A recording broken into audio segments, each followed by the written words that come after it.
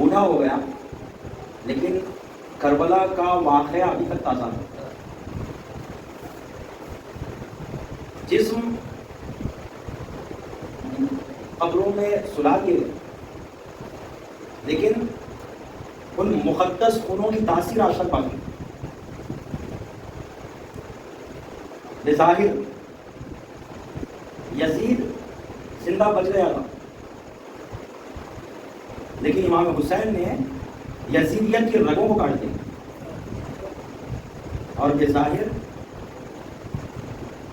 امام حسین کا گلا کٹ چکا تھا لیکن حسینیت زندہ ہو گئی. تن پہ سر موجود تھا لیکن یزیدیت ذبح ہو گئی تھی اور سر تن سے جدا ہو گیا تھا لیکن حسینیت زندہ باد ہے. زندہ باد زندہ باد اے حسین زندہ باد زندہ باد اے حسین زندہ باد. نعرے حیدری یا علی. جس آیت مبارکہ کی میں آپ کے سامنے تلاوت کیا ہوں وہ آیت کو کہا جاتا ہے آیت مباہلہ.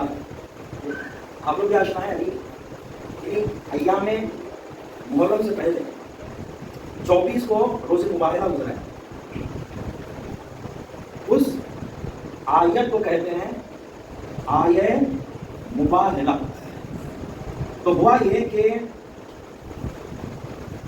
مدینے سے ایک نزدیک مقام پر نجرانی ایک نجران عجیبی ہے نجران والے وہیں مدینے سے نزدیک میں ایک مقام ہے نجران. وہاں پر کچھ مسیحی رہتے ہیں. مسیحی مطلب کرسچنز. حضرت عیسیٰ کو جو ہے خدا بولنے والے لوگ. یہ نئی بات تو نہیں ہے. دنیا میں سب سے بڑا فرقہ جو ہے سب سے بڑا دین جو ہے وہ مسیحیوں کا ہی ہے. دنیا میں سب سے زیادہ کرسچن ہی ہے. تو مدینے کے نزدیک میں مسیحی رہتے تھے اور وہ کئی دفعہ پیغمبر اسلام سے ملاقات بھی کیے تھے. حضور کے پاس آتے تھے اور آنے کے بعد بات چیت ہوتی تھی اور حضور فرماتے تھے تم لوگ کیا مانتے ہو؟ دونوں بدلے گئے ہم حضرت عیسیٰ کو خدا مانتے ہیں. بولے کیوں؟ کیونکہ وہ بغیر باپ کے پیدا ہو. کیونکہ حضرت عیسیٰ علی نبینا وعلیہ وعلیہ السلام بغیر والد کے پیدا ہوئے اس لیے وہ خدا ہے. تو رسول خدا نے کہا کہ نہیں ہم حضرت عیسیٰ کو نبی مانتے ہیں. ہم حضرت عیسیٰ علیہ السلام کو نبی مانتے ہیں خدا کا بھیجا ہوا پیغمبر مانتے ہیں. تو حضور نے دیکھ لیا تھا کہ یہ لوگ اصلاً منطقی بات کرنے والے لوگ نہیں ہوتے. بات کیا سمجھنا حضور نے یہ دیکھ لیا تھا کہ یہ لوگ سوچ سمجھ کے بات کرنے والے لوگ نہیں ہوتے. یہ لوگ خالی بولنے والے لوگ ہیں نہیں مانتے بس. سوچ سمجھ کے بولنے والے لوگ نہیں ہوتے. بات منطقی نہیں ہوگی اس کا اندازہ حضور نے لگا لیا تھا. تو دیکھیں جہاں پر بات چیز سے مسئلہ حل نہیں ہو سکتا وہاں پر اسلام نے طریقہ بتایا کہ کام کرتے ہیں مناظرے کو چھوڑو مباہلہ کر لیتے ہیں. مباہلہ کا مطلب یہ ہوتا کہ آپ کہہ رہے ہو کہ اپنا دھرم صحیح ہے میں کہہ رہا ہوں کہ میرا دین صحیح ہے. تو ایک کام کرتے ہیں کہ دونوں روبرو آتے ہیں. اب بات چیت سے تو مسئلہ حل ہونے والا نہیں ہے تو آپ ہم پر جو ہے نا بدعا کرو کہ خدا پہ عذاب نازل کر اور ہم بولیں گے خدایا تو ان پر عذاب نازل کر. ہم بدعا کرتے ہیں تو دونوں بدعا کریں گے. دیکھیں گے اگر ہم صحیح ہیں تو تم پر خدا کی لعنت ہوگی اور اگر تم صحیح ہو تو ہم پر خدا کی لعنت ہوگی. یہ مباہلے کا مطلب ہوا. بچوں کیسا کیا تو ہوا یہ کہ حضور نے کہا کہ ٹھیک ہے چلیں بات ماننے پہ آمادہ نہیں ہے تو ایک کام کرتے ہیں کہ میدان میں آتے ہیں اور میدان میں آنے کے بعد تم بھی آؤ ہم بھی آتے ہیں. تم ہمارے لیے بدعا کرنا ہم تمہارے لیے بدعا کریں گے. دیکھتے ہیں کس کی دعا قبول ہوتی ہے. دیکھتے ہیں کسی بدعا قبول ہوتی ہے. ٹھیک ہے جس کی بدعا قبول ہوگی وہ کامیاب ہے. تو اب جب یہ طے پایا کہ مباہلہ ہوگا تو ہوا یہ کہ وہاں کے جو پنڈت ہوتے ہیں کلیسا کے چرچ کے وہ لوگوں کا ایک گروہ جمع ہو کر آیا اب حضور کے پاس آیت نازل ہوئی کہ اگر وہ لوگ آپ سے کٹ حجتی کرتے ہیں، ان حاجو کا، اے رسول اگر یہ آپ سے کٹ حجتی کرتے ہیں تو من بعد، اس کے بعد کہ ان کو علم انجیل دے چکے ہیں، انجیل کی کتاب میں موجود ہے، اس کے باوجود کہ اگر یہ لوگ بحث کر رہے ہیں، کٹ حجتی کر رہے ہیں، تو ادعوا ابناءنا، ان سے کہو کہ تم اپنے بیٹوں کو لاؤ، وہ ابناءنا و ابناءکم، ہم اپنے بیٹوں کو لاتے ہیں، تم اپنے بیٹوں کو لاؤ، وانفس و نساءنا و نساءکم، ہم اپنی عورتوں کو لاتے ہیں، تم اپنی عورتوں کو لاؤ، وانفسنا و انفسکم، ہم اپنے جیسوں کو، اپنے نفسوں کو لے کے آتے ہیں، تم اپنے جیسوں کو اور اپنے نفسوں کو لے کے آؤ۔ تو لانے کے بعد ہوگا کیا؟ فنبتہل، دونوں آمنے سامنے کھڑے رہ کر ایک دوسرے کے لیے مباہلہ کریں گے، فتویٰ کریں گے۔ اچھا اس کے بعد کیا ہوگا؟ فَنَجْعَلْ لَعْنَتَ اللَّهِ عَلَى الْكَاذِبِينَ، پھر جھوٹوں پر خدا کی لعنت ہوگی۔ اس کے نتیجے میں ہوگا کہ دونوں میں جو جھوٹے رہیں گے ان پر خدا کی لعنت نازل ہوگی۔ تو کیا اللہ نے، میں پورا واقع مباہلہ، آیت اور پس منظر دونوں آپ کے سامنے رکھتی کہ اس طرف رسول خدا تھے اور اس طرف مسیح حضرت، دونوں کا دعویٰ، ادھر ایک خدا ہونے کا دعویٰ تھا، ادھر تین خدا ہونے کا دعویٰ تھا، اور بلایا گیا کہ تم اپنے اپنے لوگوں کو لے کر آؤ، اور ادھر سے حضور اپنے بیٹے، اپنی عورتیں اور اپنے جانوں کو لے کر آئیں گے۔ صلوات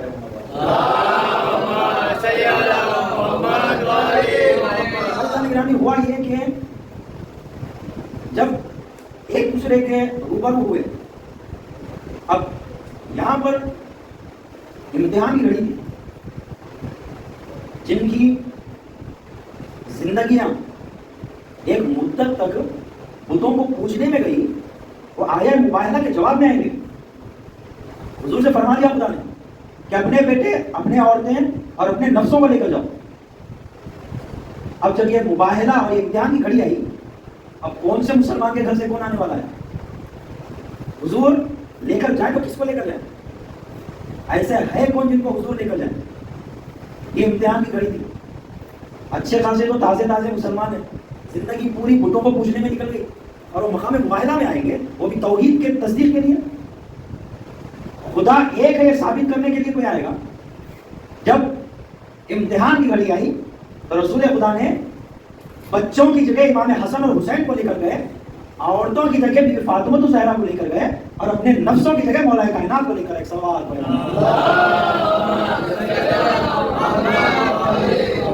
ارے پنجتنی ایسا نہیں کرنا۔ تب جو کیا کہ ہوا یہ کہ جیسے ہی حضور پنجتن پاک کو لے کر مقام مباہلہ میں آئے، حضور کا آنا تھا کہ جیسے ہی نجرانیوں نے دیکھا کہ یہ پنجتن آل ابا آ رہے ہیں، تو فوراً انہوں نے دور سے دیکھ کر ہی کہا کہ نہیں، ہم مباہلہ نہیں کرنے والے، ہم کسی صورت میں مباہلہ نہیں کرنے والے۔ کہا کیوں؟ تم تو کہتے ہو، تم تو مذہب کے دعوے دار ہو۔ کہا نہیں، ان سے مباہلہ نہیں کیا جا سکتا۔ ہم ایسے ہستیوں کو دیکھ رہے ہیں کہ اگر یہ بددعا کے لیے ہاتھ اٹھا دیں تو پھر خدا کی لعنت ہم پر نازل ہو جائے گی۔ اور انہوں نے خالی دیکھا اور دیکھ کر یہ فیصلہ کر دیا کہ نہیں نہیں، یہ سچے ہیں، یہ سچے ہیں، دیکھ کر بتایا جا سکتا ہے کہ سچے ہیں، ان سے مباہلہ نہیں کیا جا سکتا۔ صلوات پڑھ لیں۔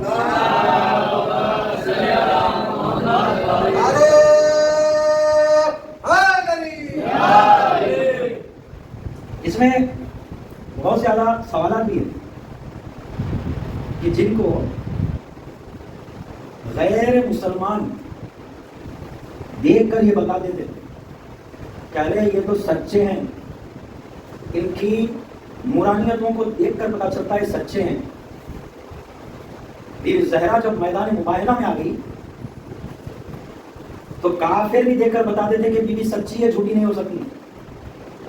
افسوس تاریخ پر کہ جب فدق کا مسئلہ اٹھا تو بی فاطمہ الزہرا کو چھٹلا دیا گیا۔ غیر مسلمان سمجھتے تھے کہ یہ سچے ہیں۔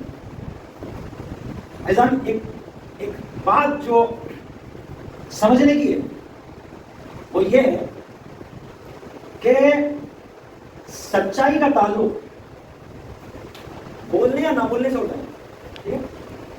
اب کوئی آ کے میرے سامنے کھڑا ہو گیا, ٹھیک ہے, اب میں کیسے سمجھوں گا کہ بھائی جو ہے وہ سچے یا جھوٹے ہیں؟ ہمارے علی رضا بھائی آ کے میرے سامنے کھڑے ہو گئے, ٹھیک ہے, تو اب دیکھ کے بول سکتا ہوں یہ سچے یا جھوٹے ہیں؟ کیسے سمجھ سکتا ہوں میں کہ سچے یا جھوٹے؟ صورت پہ تو کچھ لکھا ہوا نہیں رہتا, تو میں دیکھ کر کیسے سمجھوں گا کہ سچے یا جھوٹے؟ زبان کھلے تو بتا سکتے ہیں کہ بات سچ ہے یا جھوٹے. دیکھ کر کیسے بتایا جا سکتا ہے کہ سچے یا جھوٹے؟ آپ تو کیا سمجھا آیت دیکھیے کیا ہے کہ جھوٹوں پر خدا کی لعنت ہو. فَنَجْعَلْ لَعْنَتَ اللَّهِ عَلَى الْكَاذِبِينَ. جو جھوٹے ہوں گے ان کے حق میں خدا کی لعنت ہوگی. ابھی کوئی مکالمہ ہی نہیں ہوا, ابھی تو زبانیں کھلے ہی نہیں, اور اہل بیت تو دیکھ کر فرما دیا کہ یہ سچے ہیں اور جھوٹے نہیں ہیں, اور ان سے مباہلہ نہیں کیا جا سکتا. سچے کیا سمجھا؟ ابھی زبان کھلی نہیں اور فیصلہ ہو گیا ہے سچے ہیں. یہ صرف یہ معیار کو اہل بیت نے قائم کیا کہ دیکھو زبان کی سچائی کوئی بڑی چیز نہیں ہوتی, کردار کی سچائی بہت بڑی چیز ہوتی ہے. تمہاری زبانیں بولتی ہیں اور ہماری ذات گویا مجسم ہے, ہماری ذات نور مجسم ہے. ہم آ کر جب کسی کے سامنے کھڑے ہو جاتے ہیں تو ذہن روشن ہو جاتے ہیں. بغیر زبان کے جو الہامی پیغام دے سکتے ہیں وہ ہمیں اہل بیت. اگر بات سچائی کی تھی تو پھر تو زبان کھلنا چاہیے تھا.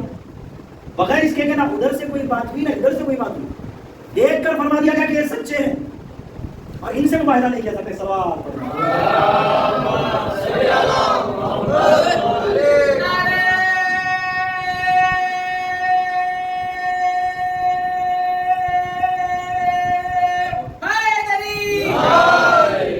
ایسا نہیں کرنا. یہ آیے مباہلہ ہے. مباہلہ کا طریقہ ختم نہیں ہے. اگر آج بھی کٹوچتی کا اگر مسئلہ ہو گیا تو مباہلہ کیا جا سکتا ہے. یہ قرآن کا طریقہ ہے. میں ایسا نہیں. الغرض یہ کہ حضور بیٹوں کی جگہ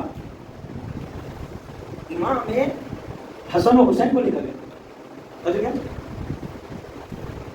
قرآن نے کہا تھا بیٹوں کو لاؤ, اور پیغمبر اسلام نواسوں کو اٹھا کے لائے. قرآن نے کہا تھا کہ بیٹوں کو لاؤ, سرکار نے نواسے لے گئے. ایک مرتبہ ہوا یہ کہ خالی میں دو باتیں عرض کروں گا. میں چاہ رہا تھا کہ یہی بات ختم کر کے مسائل پہ چل جاؤں, لیکن ایک دو باتیں میں آپ کے سامنے رکھ کے بات ختم کر رہا ہوں. ایک مرتبہ یہ جو بنی امیہ ہے, آل امیہ کے ختم ہونے کے بعد ان سے زیادہ خطرناک بنی عباس ہے. بنی امیہ کے بعد بنی عباس ہے.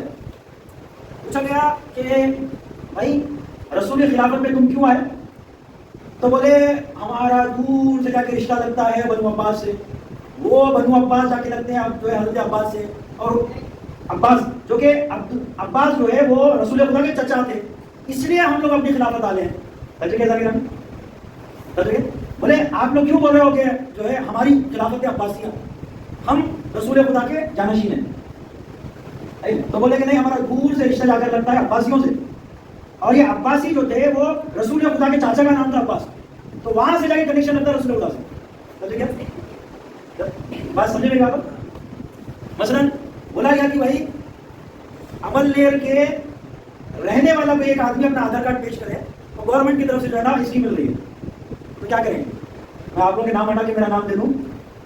ہاں, میں آپ لوگوں کو چھوڑ کے اپنا نام دیا کے دیکھوں کہ میں بھائی ایک ٹائم جو ہے وہ عمل لیر میں رہا تھا, تو کیا بتائیں گے آپ زیادہ حقدار ہیں میں زیادہ حقدار ہوں؟ کیونکہ آپ زیادہ حقدار ہیں. سوچے کیسا کیوں؟ تو ہوا یہ ہے کہ معمولی ہارون الرشید بھائی آپ اسلامی حکومت والے کیوں؟ کہا دور سے رشتہ جا کے ہمارا رسول سے لگتا ہے. تو ایک مرتبہ مامون جو ہے وہ خبر رسول کے سامنے آیا. آنے کے بعد کہا کہ السلام علیکم یبن العم, وہ دور سے رشتہ لگایا کہ آپ جو ہے ایک طرح سے ہمارے چچا کے بیٹے ہوتے ہیں. وہاں سے گزر ہوا 7ویں امام, حضرت امام محسن قاسم کا. ہارون مدینے والوں پہ روک ڈالنا چاہتا تھا کہ ہماری نسبت رسول سے. السلام علیکم، اے میرے چچا کے بیٹے سلام کا. امام کاظم وہاں سے گزر رہے تھے، ایک مرتبہ دیکھا، دیکھ کر کہا السلام علیکم یا ابا. کہا اے میرے والد، میرے جد، میرے اب آپ پر سلام ہو. خبر سے جواب آیا وعلیکم السلام. تم نسبت دے رہے ہو، دور دور سے رشتہ لگتا ہے، ہمارے چچا زاد بھائی تھے، یہ میرے والد ہوتے ہیں رسول اللہ جو مقبرے میں مدفون ہیں. امام کاظم نے سامنے آ کر سلام بھیجا، السلام علیکم یا ابا، اے رسول اللہ آپ میرے والد ہیں. ایک صلوات پڑھو محمد. دور سے رشتہ لگتا ہے تو آپ کو خلافت ملے گی. اگر رشتے کی بنا پہ خلافت ملنا ہے تو میرے تو باپ ہیں، وہ میرے تو اب ہیں. ٹھیک ہے. اب ہارون نے پوچھا کہ کیسے آپ کے جو ہے نا وہ اب ہو گئے، باپ کیسا ہوئے آپ کے؟ ٹھیک ہے. میں آیے مباہلہ ہی پڑھوں، میں آیے مباہلہ ہی پڑھوں. تو ہارون نے پوچھا کہ بھائی یہ تمہارے باپ کہاں سے ہو گئے؟ رسول خدا تمہارے بابا کہاں سے ہوتے ہیں؟ تم نواسے ہو کے؟ ہم خاندان والے لوگ ہیں، چچا زاد. تو صادق امام نے فرمایا کہ حضرت عیسیٰ، توجہ کیا میری بات اشارہ سمجھے آپ؟ اشارہ متوجہ ہے نہیں؟ نسل باپ دادا سے چلتی ہے، نانا سے نہیں چلتی. متوجہ آپ؟ اگر ماں سادات ہے تو بیٹے سید رہیں گے، رہیں گے نہیں رہیں گے؟ نہیں رہیں گے. لیکن اگر باپ سید ہے تو بیٹے سے، نسل باپ سے چلتی ہے، ماں سے نہیں چلتی. توجہ کیا؟ تو نسب دادا سے لیا جاتا ہے، نانا سے نہیں لیا جاتا. ٹھیک ہے. تو ہارون آگے پوچھا کہ ایسے آپ جو ہے رسول خدا کے جو ہے نا بیٹے ہوئے جبکہ آپ کے نواسے ہیں.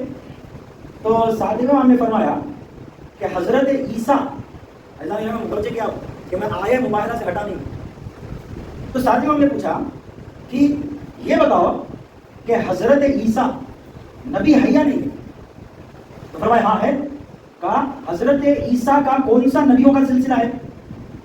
حضرت عیسیٰ بھائی ان کے والد ہی نہیں ہے، سلسلہ نبوت باپ سے ملا ہی نہیں ہے. نبوت کا سلسلہ حضرت عیسیٰ کو حضرت مریم سے ملا ہے. حضرت عیسیٰ سلسلہ نبوت میں حضرت مریم کے توسط سے ملتے ہیں. تو ساتھ میں ہم نے کہا کہ جس طرح سے حضرت یحییٰ زکریا کے خاندان سے حضرت مریم تھی، اور مریم کے حضرت مریم کے توسط سے حضرت عیسیٰ کو خاندان نبوت میں شامل کیا گیا، اسی طریقے سے میری ماں، میری جدہ بیوی فاطمہ الزہرا کے طفیل سے ہمیں خاندان نبوت سے جوڑا گیا ہے. ایک صلوات پڑھیں محمد. الحقنا بزرار النبی، الحقنا بزرار النبی بے ام من الفاطمہ. ہمیں سلسلہ نبوت، خاندان نبوت، ذریت رسول خدا، خاندان عصمت و طہارت، سلسلہ رسالہ سے جو جوڑا گیا ہے وہ ہماری ماں فاطمہ الزہرا کے تقدس سے جوڑا گیا ہے. اور اگر حضرت مریم طاہرہ ہے اور معصومہ ہے تو بیوی فاطمہ الزہرا فخر مریم ہے.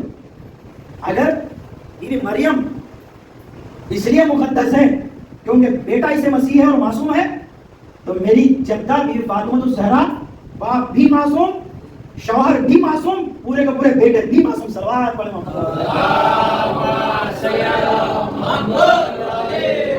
نعرے رسالت یا رسول اللہ، نعرے رسالت یا رسول اللہ، نعرے حیدری یا علی، نعرے صلوات اللہم صلی علی محمد. میں آیت سے ہٹا نہیں، آیت میں ذکر ہوا تھا کہ اپنے بیٹوں کو لاؤ، تو رسول خدا نواسوں کو لے گئے. کیوں نواسوں کو لے گئے؟ ذریت پاک و مطہر رسول اسلام ان کی بیٹی سے چلی. میں صبح کی مندی سے بھی عرض کیا کہ مولا کائنات نے کہا کہ حسن و حسین بظاہر بیٹے میرے ہیں لیکن ذریت رسول خدا کی ہے. ایسا نہیں کرنا. اگر آپ ایک سوال پڑھیں تو ایک چھوٹا سا اور ایک واقعہ سنا کے بات کروں. میں آیہ مبارکہ سے ہٹا نہیں ہوں، اسی سے متعلق ایک نقطہ اثر کے بات ختم کر رہا ہوں. یہ جو ہارون الرشید تھا یہ قاتل ہے ساتویں امام، اس کا بیٹا ہے مامون الرشید. آج ان کے فضیلتوں میں بڑی بڑی کتابیں لکھی جاتی ہیں. مامون الرشید قاتل ہے 8ویں امام کا, باپ 7ویں امام کا قاتل, بیٹا 8ویں امام کا قاتل. تو ہوا یہ کہ اچھا ایسا بھی نہیں ہے کہ یہ لوگ جو ہے وہ کوئی دونوں کے دونوں, ہارون بھی مامون بھی, دونوں امام کو اپنی بیٹیاں بھی دیے ہوئے, یہ دونوں داماد ہیں کے گھروں کے.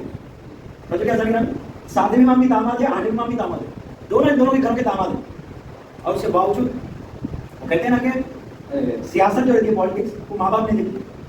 تو پھر ایسا نہیں کرنا, وہ ایک الگ بحث ہے کہ ہارونی اور مامونی جو سیاستیں ہوتی ہیں نا وہ بہت گہری سازشیں ہوتی ہیں. پھر ایسا ایک بار دیگر سوال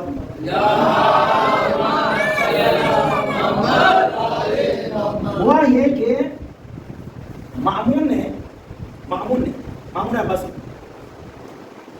8ویں امام سے اسے سوال کیا کہ یہ بتاؤ کون افضل ہے. تو 8ویں امام نے کہا کہ حضرت علی. کہا کیسے؟ تو فرمایا کہ تم مانتے ہو کہ رسول خدا سب سے افضل تھے؟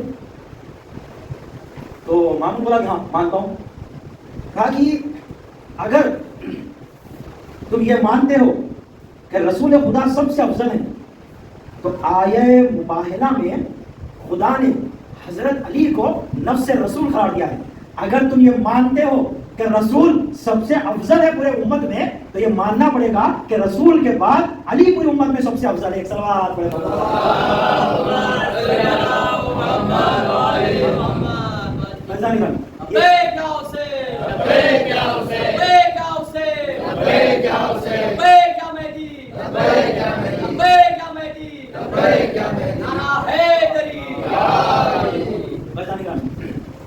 اب کو یہی تمام کرتا ہوں.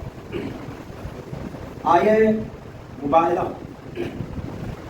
ان امہات الفضائل میں سے جو خاندان اطرت و اہل بیت کی فضیلت پر مہر ہے.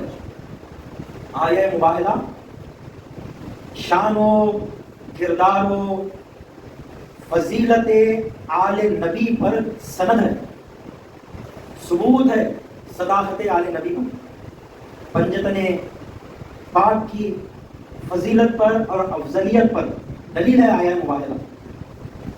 عزیزان گرامی, الغرض یہ کہ وہ افراد کہ جو آیہ اطعام کے مصداق تھے, وہ پنجتن پاک جو آیہ مباہلہ کے مصداق تھے, وہ پنجتن پاک کہ جو چادر کسا کے مصداق تھے, اس خامس آل ابا زیر کسا آنے والوں میں آخری نشانی تھے امام حسین. چادر کسا کے آخری فرد تھے امام حسین. ارے تم نے پنجتن پاک کی آخری نشانی کو تک مٹا دیا. عزیزان گرامی, ہوا یہ کہ میدان کارزار میں جب امام حسین کے جگر گوشوں کے جانے کی باری آئی اور ایک کے بعد ایک امام حسین کے بیٹے میدان کربلا کی طرف جانے لگے, اور اس میں جب حضرت علی اکبر جانے کے لیے اجازت کے لیے جب امام حسین کے پاس آئے ہیں اور آنے کے بعد کہا کہ اے بابا مجھے جنگ کی طرف جانے کی اجازت دیجیے. اے بابا حسین مجھے مرنے کی اجازت دیجیے. عزیزان گرامی, امام حسین نے جیسے ہی حضرت علی اکبر اجازت کو مانگنے کے لیے آئے ہیں, امام حسین پر سکتہ طاری ہو گئے. امام حسین اجازت تو دیے, بیٹا جاؤ میدان کربلا کی طرف جاؤ بیٹا. شدت تشنگی کی وجہ سے कलेजा मुंह को आता है, बेटा जाओ मैदान की तरफ। लेकिन जब अली अकबर इमाम हुसैन की तरफ आके इजाजत मांगे, इमाम हुसैन पर मायूसी छा गई, फौरन इजाजत दे दिया, बेटा जाओ। लेकिन एक लहजे के लिए खिफत तारी हुई, थोड़ा सा खुनकी आ गई इमाम हुसैन पर। रिवायत कहती है थोड़ा सर झुक गया, थोड़ी सी कमजोरी महसूस की इमाम हुसैन। मालूम नहीं क्या नजरों से इमाम हुसैन अली अकबर को देखते थे होंगे,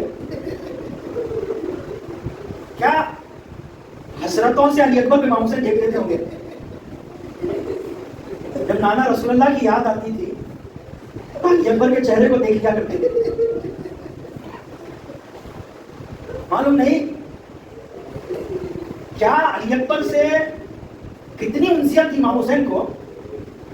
जब हजरत अली अकबर जंग की इजाजत लेने आए हैं, इमाम हुसैन की आंखों में धुआं धुआं छा गया। अज़ान गिरामी, मकाम करबला पर आप कहीं पर नहीं बता सकते कि इमाम हुसैन ने कभी बददुआ की हो। कहीं ऐसा मुकाम नहीं है कि जहां पर इमाम हुसैन ने बददुआ की है, कहीं नहीं की इमाम हुसैन ने। हाँ, लेकिन जब अली अकबर आकर इजाजत मांगे हैं, इमाम हुसैन ने कहा ला यरल कौम खैरन क़तलूक, मेरे बेटा अली अकबर, बेटा जाओ, लेकिन बेटा वो कौम कभी भलाई नहीं देखी जो तुम्हें कत्ल करेगी। मेरे बेटा अली अकबर, जो कौम तुम्हें कत्ल करेगी वो बेटा वो कौम कभी भलाई नहीं देख पाएगी, वो कौम कभी भलाई की सूरत नहीं देख पाएंगे। इस मौके पर इमाम हुसैन ने बददुआ की। अज़ान गिरामी, हम समझ नहीं सकते कि क्यों हजरत अली अकबर को भिजाते वक्त इमाम हुसैन ने इतने अजीम जुमले फरमाए। फसाहल हुसैन, वो अपने खैमों की जगह से इमाम हुसैन ने चीख कर आवाज दी।